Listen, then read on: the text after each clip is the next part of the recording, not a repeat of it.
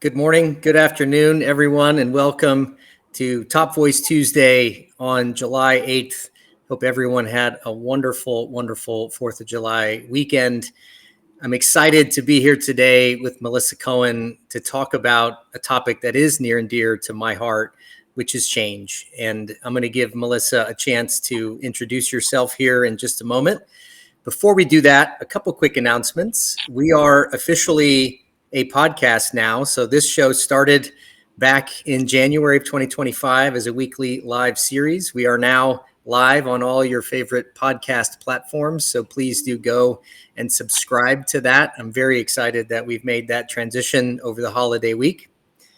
As always, please go and subscribe to my YouTube channel. This episode and all previous episodes will be there by the end of the day, as well as to the newsletter that's accompanying this weekly episode. So let's dive in. Melissa, as is customary on our show, we start with an important question. First, tell us who you are and what you do, and how did you get to the top of the Top Voice Mountain? Oh, hi, everyone. And Michael, thank you so much for having me. I'm super excited to be here. I am a personal branding and LinkedIn strategist. So I help people to find their voice, build their brand, and build their business on LinkedIn. And how did I become a top voice? I mean, you're a top voice. So I think there is no answer to that question that we can definitively share, right? Because we don't know. But what I believe is I showed up on the platform consistently. I shared what I knew. I shared knowledge. I shared insights. And I tried really hard to be a good member of the LinkedIn community. And I think that's something that, we don't necessarily give enough credit to. It's not just about posting, right? It's, are you helping others on the platform? Are you engaging with others? Are you showing up in different places on the platform? And that's what I really tried to do. This topic of consistency is something that comes up a lot when I ask that question. Many people have shared a similar answer, which is, I'm not exactly sure, but here are the things that I did: showing up authentically, consistently, engaging in different ways. Give us a little bit, as you talk about your consistency and your strategy, talk to us a little bit about, did you have a cadence? Do you have a weekly plan that you do? Is it spur of the moment? Is it a mixture, video, long form? What do you do there? Yeah, so I post most days, not necessarily every day, but I'd say probably I post on balance 6 days a week. I have a series that I do every Friday and a series that I do every Sunday. So those are set. Friday, I do something called LinkedIn Nuggets, which is where I take 6 things that people in my network have shared on LinkedIn that really resonated with me.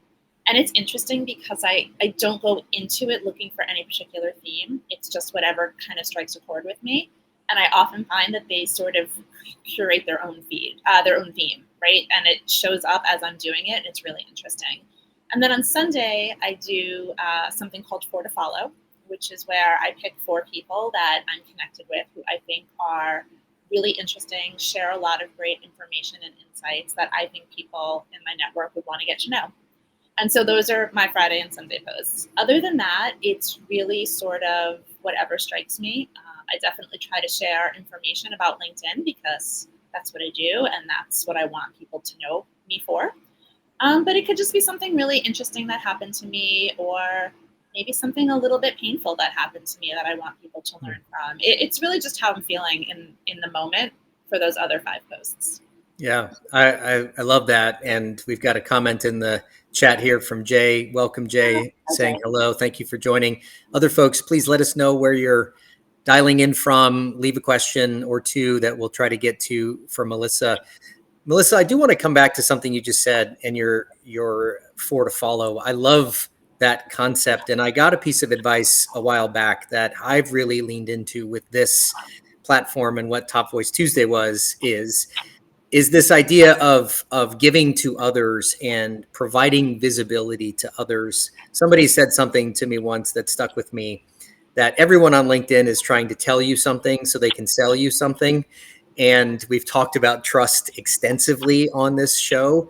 And I just love that your ethos or your orientation is about, hey, everyone, here's 4 people that I think you'd really like to get to know. And I'm just giving that and offering that up without any expectation of something in return. I think that's beautiful. Oh, thank you.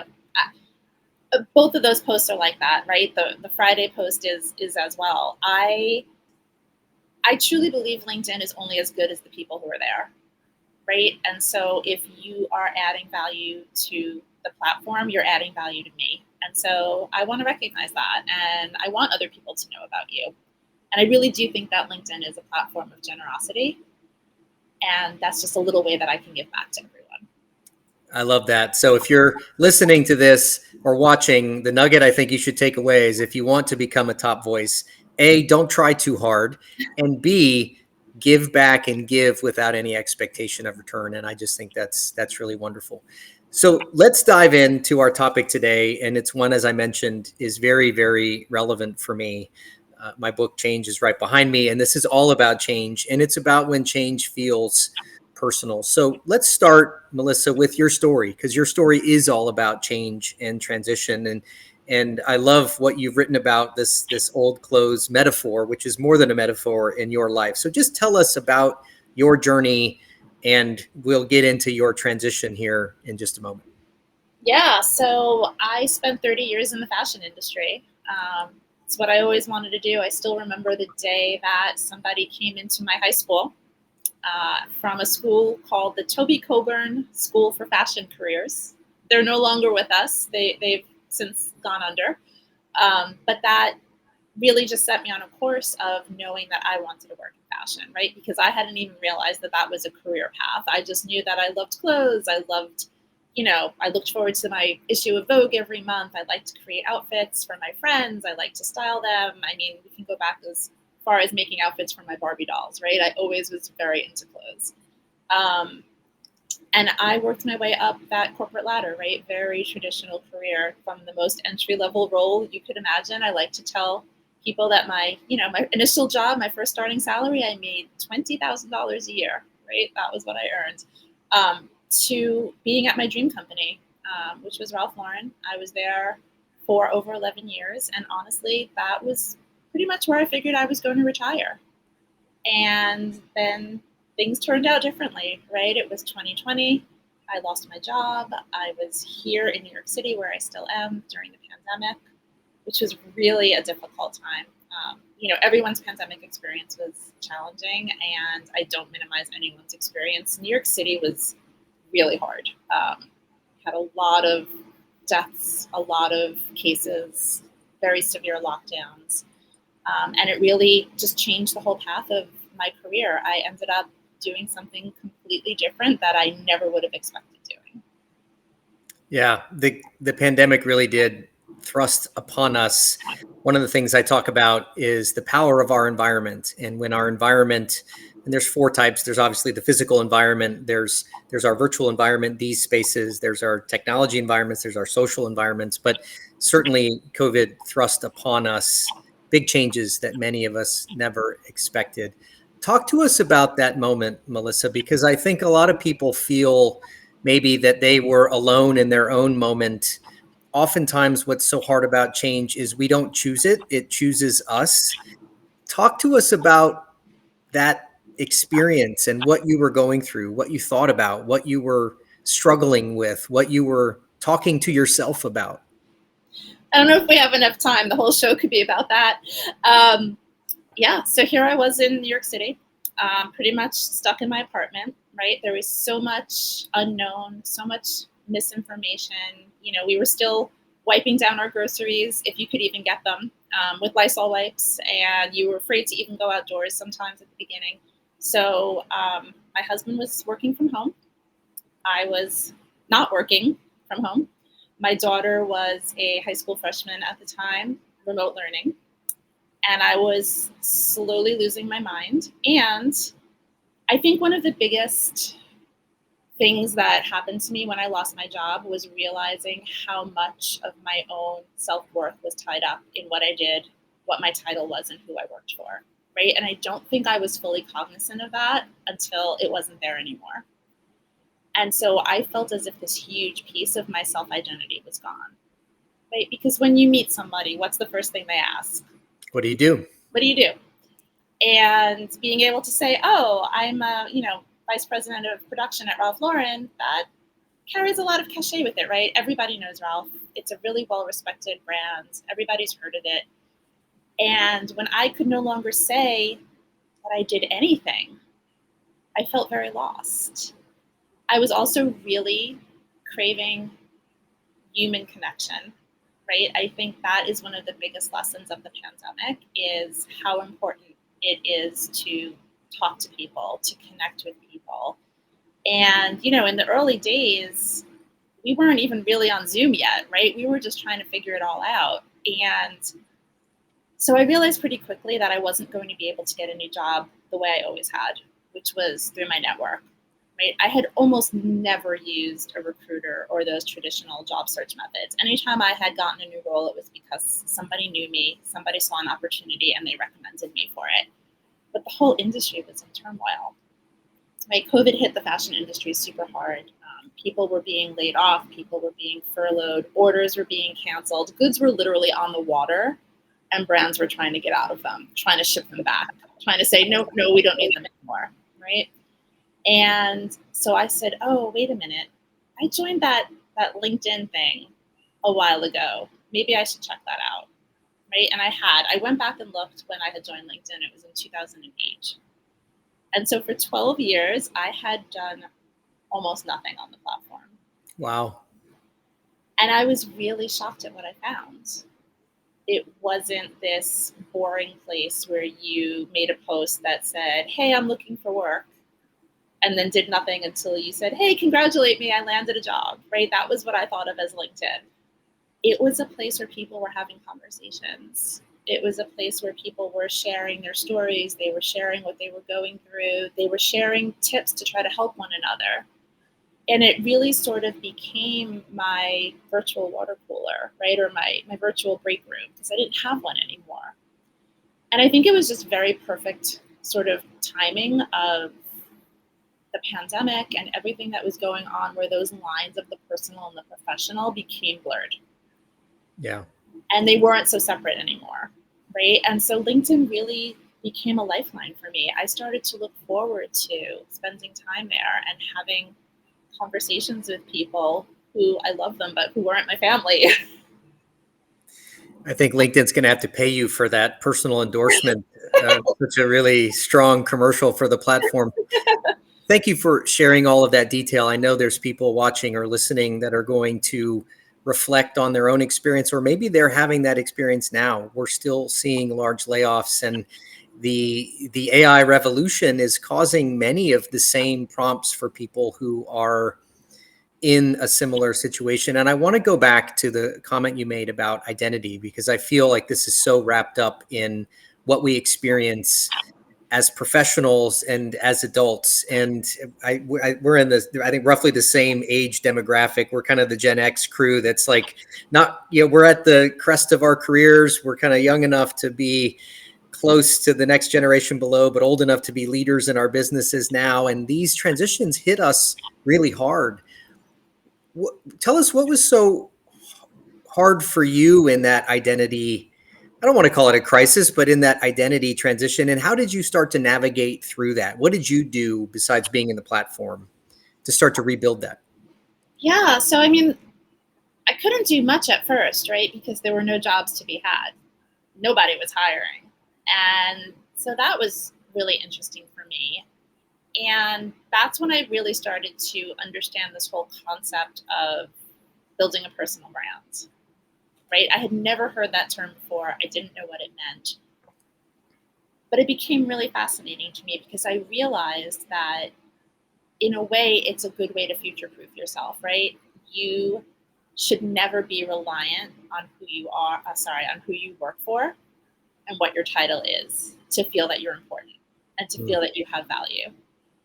And so that's what I started to do. I started to really learn about that. I started to learn about the different ways to do that, the different ways to show up on the platform, and how you could really build an identity for yourself virtually, right? Because it was hard to do these things in person. The first thing that I ended up doing from a career standpoint is I started my own business. And that is probably the last thing I ever expected to do. I never viewed myself as entrepreneurial. I spent 30 years in corporate. My only goal was to work my way up that ladder, have the corner office and the C-suite title. That's what I always strove for, right? That's what we're conditioned to believe is the key to happiness. But I had some really, really bad experiences interviewing once the job market started opening up. I definitely felt that I faced some ageism, right? We were just talking about being Gen X.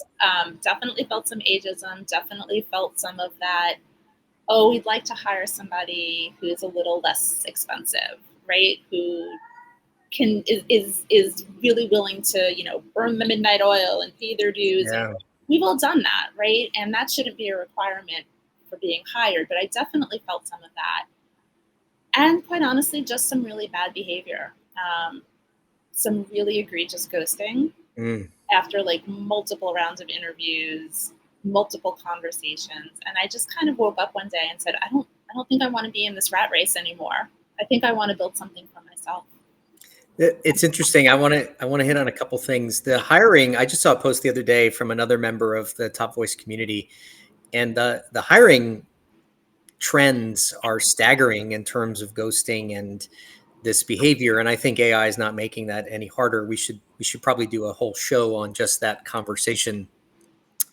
But I want to go back to the transition of starting your own business and maybe tell a brief story. I had a similar experience. I've been in big consulting most of my life.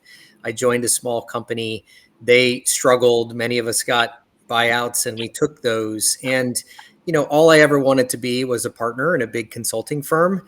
And I became a partner and I realized, I don't know, I don't feel any different. It's kind of like when you turn 21 or 25 or 30, people ask you, how do you feel? And you say, I feel like I did yesterday. But I think what you experience and what I hear you saying is you start to recognize that the way you thought you were going to feel and arriving at this place is very different than what what you're actually experiencing. And so this transition to entrepreneurialism, I think, is so important because I did the same thing. And this idea of not going back. So when you decided not to go back, talk to us about what happened next and how do you start to move forward with, if it's not a question of if, it's really how do I move forward? Yeah. I was scared. I sincerely had never contemplated doing anything like this, but I'm really fortunate. I have a great network. I have great people that want to support me.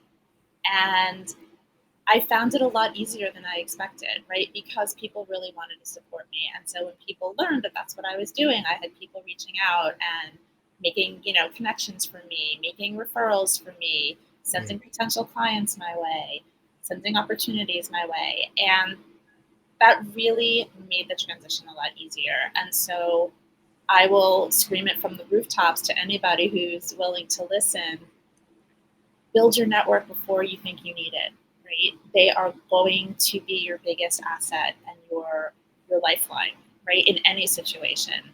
If you wait until you need help to start nurturing those relationships, it's a lot harder and it feels a lot more transactional. People want to help people who don't feel that they're being taken advantage of, don't feel are taking advantage of them, right? Yeah. Nobody wants to feel like you're always asking, never giving. It should really be reciprocal. Thank you for that. That's another of our environments, our social environment. We are a social species. Social behavior, social interaction is the most biologically rewarding activity we can participate in. And like you, I didn't get here by myself. I have my best friend who's my chief creative officer and a host of other people. And in fact, there's a comment in the chat from Evan. Someone's asking him, what will it take to make the final leap? And we get these questions and we see the signals. And I want to share maybe another personal story about my transition. When I was in the middle of leaving the old job and coming into the new job, the new reality, maybe I want to call it a job, I got a piece of advice that is singularly probably top 3 best pieces of advice I ever got. Happens to be from my college football coach, who's still like a father to me. He said to me, you still have a job. It's just different. And I think back to your comment about identity and value, I thought I was valuable because another company wanted to hire me, but I was actually valuable because I was making a difference for my clients. And I realized if I didn't need the corporate entity to go do that. I have clients, people that know me, they want to work with me. And it really, for me, turned it into it's not if I do this, it's how. I was actually in an interview. You mentioned interviews. I love telling the story. I was in an interview with another big consulting company, doesn't matter who it is. And halfway through, they asked me, so Michael, tell us how you're going to make your sales numbers and all your metrics. And I stopped him halfway through and I said, his name was Matt. I said, Matt, I don't think I'm the guy for you. And I don't want to waste any more of your time. I have to go a different route. And 30 minutes into an hour interview, I said, I respect your time. That's more important to me than this, and so I'm going to let you go. And we stopped it. And I haven't interviewed for another company since. So these experiences I'm very, very familiar with. So let's talk about now how you help other people through these moments, because you see people who are stuck. There's folks like Evan who are getting asked this question. Laura just put in the chat, best advice ever, build your network before you need it. How do you now help people making these transitions, and what do you see from them as they're struggling to make it? Yeah, I think it's really, it ties back to what you were just sharing about your interview story. It really starts with knowing your values.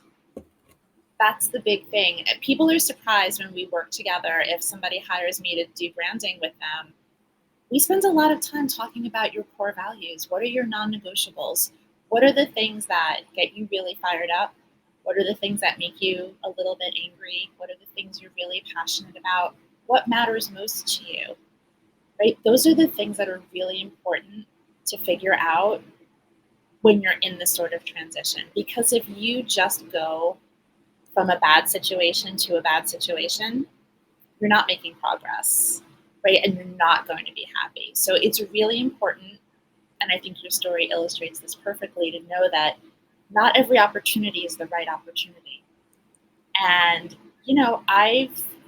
I've almost made that mistake more than once, right? Where I've said, "Oh, it's a paycheck and it's a job and it's a great name or it's a great opportunity," but something was always nagging at me, that something just felt off, right? And so I would also say, I really tell people, trust your instincts. If something feels off, if something keeps nagging at you that it's not quite right, dig into that until you're satisfied, right? You may find out that you really dodged a bullet, right? That there really was something very off about the situation that you might be inserting yourself into.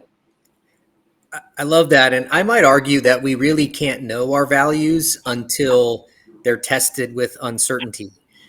I think it's easy to say I'm collaborative and I'm willing to take risks and I'm innovative, or pick your phrase that you use to describe yourself. But when you're faced with a tough choice or faced with the unknown, the familiar becomes a safe space. How can someone tell the difference between holding on to something that isn't serving them, it's just familiar and no longer useful? How do you help people through those kind of conversations? Yeah, those happen a lot, right? And I think that that's human nature. We are kind of conditioned to not want to take risks, right? We are very risk averse. And, in some cases for good reason, but, you know, I really try to get people to see that that voice in your head that's telling you, don't do this, don't try it, don't take that chance, it's not really keeping us safe so much as it's keeping us small. And you really have to understand the difference, right? I'm a very risk averse person. You'll never find me jumping out of a plane or skydiving or mountain climbing or any of those things. But the whole course of my career, the last 5 years, has been nothing but a giant risk, right? I walked away from a high six-figure salary in a very corporate tract to be a solopreneur, right? In a completely different field. That's really risky, but it brings me joy. And I wake up every day and I'm excited to do what I'm doing. And I feel like I really make a difference and help other people. And that's what really gets me fired up, right? We talked about values and what gets you excited. Knowing that I can help somebody to overcome that fear is exciting to me. And it's really interesting to me to see that some of the smartest, most accomplished, insightful people have the most fear. And they have this fear of visibility, right? That's a big thing that I have to help people overcome is they're really afraid of being visible. But being invisible is actually a lot worse and a lot riskier. Wow. Really, really beautifully said, Melissa. And I want to talk about your insight of your brain being risk averse and not just keeping us safe, but keeping us small. It turns out, so the science of your brain is that your brain is a prediction machine, and your brain is constantly guessing what it thinks is going to happen next. And to your point, I think you've struck such a really beautiful emotional tone to this idea of staying safe and staying within your comfort zone. But your brain is actually trying to do this, and it's predicting, don't go over there because that's going to hurt or that's going to be bad. And so the same brain that got you into this situation is not the same brain that's going to get you out, right? The same brain that was working for 20 years up the fashion ladder of an industry that people think is the most luxurious, by definition, industry you could be in is not the same brain that just said what you said, which is waking up every day and having the purpose of helping people is what brings me joy. How many times did you say that at Ralph Lauren? I wake up every day and have joy. I'm sure you did, but did you say it with the same energy? No, it's completely different, right? Listen, everybody needs clothes, and I will say that fashion can bring us joy, right? I think we all have our favorite outfits. If you're a sports fan, you probably have a lucky shirt that you like to wear because your team always Of seems to win, course, of course. right? So I think that fashion can bring us joy, but I don't feel that I had the individual impact on anybody that I do now, right? I can just look back in my mind at, 5, 10, 15, 20 people that I can say, I really helped that person. I really helped that person to overcome an internal fear. I really helped them to land their dream job. I really helped them to launch their own business. I really helped them to grow what they're doing. And that's really rewarding to me. Far more than monetary compensation, right? It's really personally rewarding. And in my fashion life, if I saw somebody wearing something and I knew I had a part in making that, it was kind of cool, Yeah, but it's not on the same scale.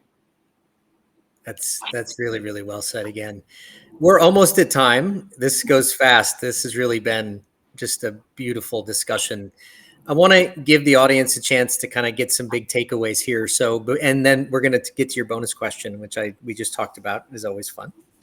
So, what are three things you want the audience to take away from this conversation about transitions and shedding what no longer serves us? Well, so I'll go back to one thing that I said, which is you don't have to listen to that voice in your head, right? It's probably not serving you, right? It goes back to the times of cavemen, right? Where you were running from the mountain lion. We're not running from mountain lions anymore. So don't listen to that voice in your head that is trying to keep you small. Know that you can do things that are a little bit hard. Number two, I would say don't wait for some perfect moment to make this change, right? Because there is no perfect moment. You'll be waiting forever. And that's sort of your brain tricking you again, right? Oh, I'll do this when X happens. And then X happens. And then all of a sudden it's, oh, but no, I'll really do it when Y happens. And you can keep that chain going forever. So don't wait, just start. That first step is always the hardest. And then once you take it, it just gets easier from there. And I would say the third thing is, and I touched on this already as well, but really nurture that network. Really build your community, be of service to others, and you will get that back 100 times over. you will get that support, you will get that encouragement, you will get whatever you need because you put yourself out there without expectation in return. I love that. And that second one, again, really, really well said. The second one is also near and dear to my heart. That's a concept I talk about in my book called initiating movement, which is this idea that movement creates motivation. Motivation creates more movement. And so waiting doesn't help you. Thinking doesn't help you. It's easier to act your way into new ways of thinking than to think your way into new ways of acting. And so this idea of moving forward is what creates the motivation to keep growing and learning. And I just think you really, really summarized that nicely. Let's cover your bonus question and then we'll wrap up. So you've talked about some of this, but I'd love to hear how you answer it now. Share a time when you felt stretched to your limit and wondered if you were really cut out for what you were doing. And I think it's this story, but what do these moments teach you as you sort of reflect back through this experience of wondering, do I have what it takes to take the next step? Yeah, I mean, the whole last couple of years, right, has been that for me. If you ever would have told me that I would completely reinvent myself in my 50s to do something that was completely different from anything I'd done before, I would have said you were crazy. And I would have absolutely said you were crazy if you told me that it involved social media, right? I was never a social media user. I still don't have Facebook.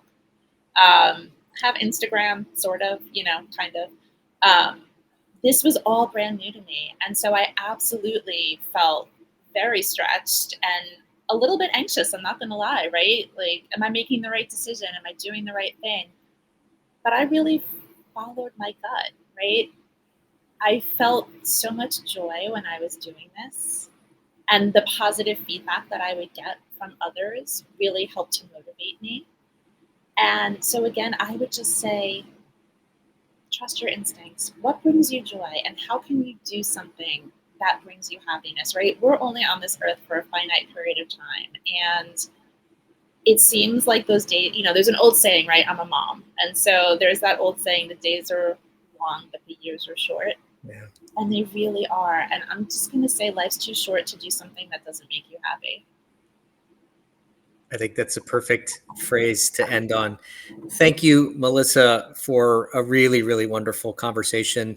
For those of you in the chat, for Evan and Laura and Pamela and Jay, thank you for dialing in, the other folks that are listening. I think this episode, above all, is going to give you a sense that don't wait. If you're getting the question, it means it's time to start leaning into these moments and celebrating the opportunity to reinvent yourself. And you'll never be disappointed by taking a chance on yourself. And we hear the stories that people who at the end of their life, they regret the things they didn't do, not the things that they've done. So thank you for such inspiring words, Melissa, and for such an inspiring example. Where can folks connect to you beyond LinkedIn? You mentioned a few things before we go. Oh, absolutely. For LinkedIn, for sure. I also, my website, which is just my name, melissabethcohen.com. Those are the best places to find me. Great. We'll have this show up on YouTube in a couple hours. And as I mentioned, we are live on all podcast platforms. Top Voice Tuesday is a thing. It will continue to be a thing. We are booked out through the end of the year and heading into 2026. Thank you again, Melissa. Thank you for everyone to be part of the community. And we'll see you next week. Thank you so much, Michael. This was amazing. Thank you.